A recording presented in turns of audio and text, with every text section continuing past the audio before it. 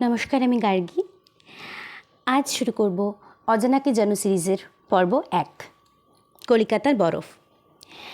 স্বামী বিবেকানন্দ থেকে রবীন্দ্রনাথ ঠাকুর অনেক বিখ্যাত ব্যক্তিই ছিলেন আইসক্রিম প্রেমিক। হ্যাঁ, অবাক হচ্ছেন?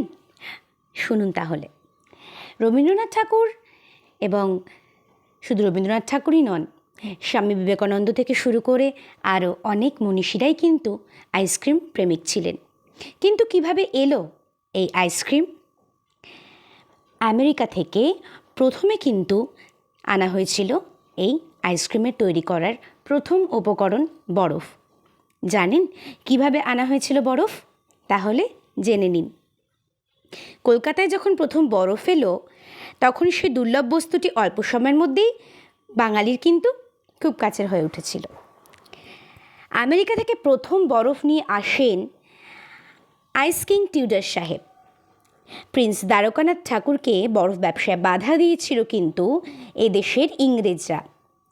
তারা কিন্তু বিদেশ থেকে এদেশে বরফ আনতে দেয়নি এবং ব্যবসা করতেও ভীষণভাবে তারা বাধা দিয়েছিলেন। এদেশের আইসক্রিমের সঙ্গে জড়িয়ে হাজারো কাহিনী জানতে আমার পেজটি ফলো করুন।